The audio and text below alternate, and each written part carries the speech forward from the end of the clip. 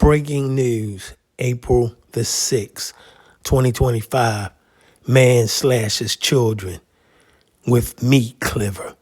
God bless the children. Damn.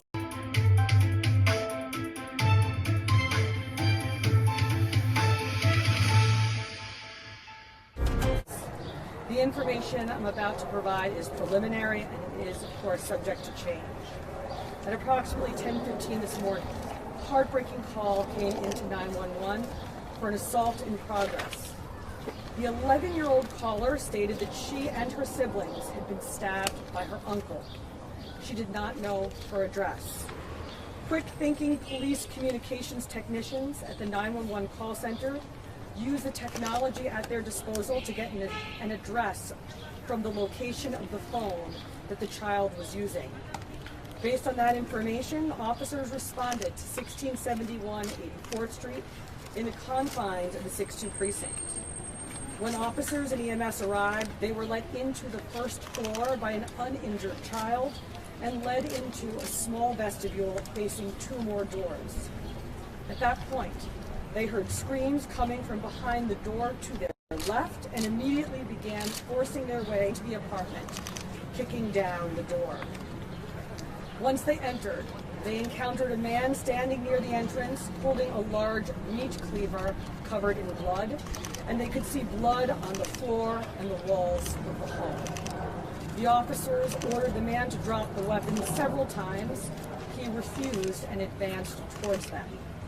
2 officers discharged their firearms, firing 7 total rounds between them and striking the subject, ending the threat. This encounter is captured on body-worn camera video. Inside the apartment, officers found 4 female victims aged 16, 13, 11, and 8. All had serious slash and stab wounds, and responding officers and EMS provided emergency medical care on scene before the victims were removed to Maimonides Hospital. At this time, all 4 children, thank God, are expected to survive, but this could have ended very differently. Officers and EMS arrived at the door within minutes of receiving the 911 call. Their fast, decisive action, pinpointing the location and taking down the door, absolutely saved the lives of these young girls, and I was proud to tell them as much. Seconds matter in these situations, especially when dealing with multiple stab wounds, and our officers did not hesitate for a moment. I also want to speak of the heroics of the children involved. The 11-year-old 911 caller, who herself was a victim, hid in a room to call the police, and a young, uninjured boy ran in to alert a neighbor. Our cops were removed to Lutheran Hospital for evaluation, and I visited them there a few moments ago to check on them and to personally thank them. I am happy to report that they are going to be fine. Here's what we know about the perp at this time. His name is Lung Chen Chen, 49 years old. His exact relationship to the victims is under investigation, but we believe that he is a relative. He was also treated on scene and transported to Maimonides Hospital in critical condition. 2 knives were recovered, 1 large cleaver in Mr. Chen's possession, and another bloody knife was found in another room. Obviously, the motive behind this horrific attack is still under investigation, and we will provide more information when we have it. According to family members, though, Chen does have a history of mental illness, and we can tell you that there seems to be no prior DV history at this location.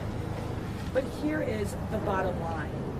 Right now, we have 4 children who are still alive because of the quick thinking and decisive action of your NYPD officers and EMTs. I want to thank and commend all involved. Responding officers, EMS, the 911 call center personnel, hospital staff, and everyone who worked together to save these girls' lives. These are true heroes, and they did an exceptional job today. We are now happy to take any questions you might have. All right, folks, we have time for a few on-topic questions. Eli Marte, please go ahead. Hi, so you did just mention that there's some type of mental health illnesses when it comes to the perpetrator. Has any type of resources that you know have been allocated to this home to treat that, or could have this been prevented if more resources are Right now, allocated? there is no history at this home to NYPD of any instance whatsoever. And the information the commissioners provided was provided to us from the family just now. We go to Dean Moses in New York. Was he living at this location? If he wasn't, do you know why he came to this location? It appears he lived here. As to the motive as to why this happened, other than mental illness, we don't know. Our force investigation division will be going through this the next couple hours to figure this out in the next couple of days. That matter. We're going to go to 1010 West Monica Drive. How many other people were living in the house at the time? Right now, we don't know in totality, but we know there was 5 children there, 4 hurt, and a young man who so bravely went to the neighbors to alert the neighbors to call us, and also that 11-year-old who went to that room and made that call. Quite heroic on their behalf. So just for clarification, 5 children and the attack.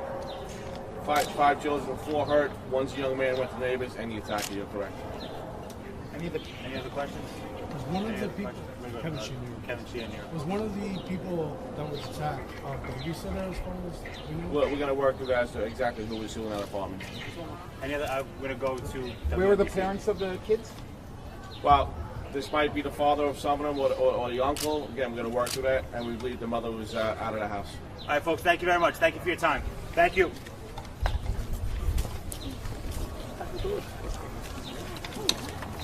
The photos of the knives will be on NYPD News, but if you would like a shot of it, we'll go one by one. This has been A crucial reminder here, help is available. If you or anyone you know is a victim of domestic violence, you can call the phone number there on your screen or simply text the word START to 88788.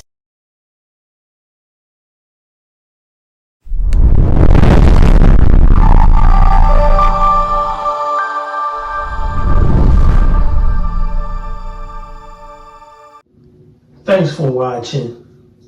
We appreciate you. Please subscribe.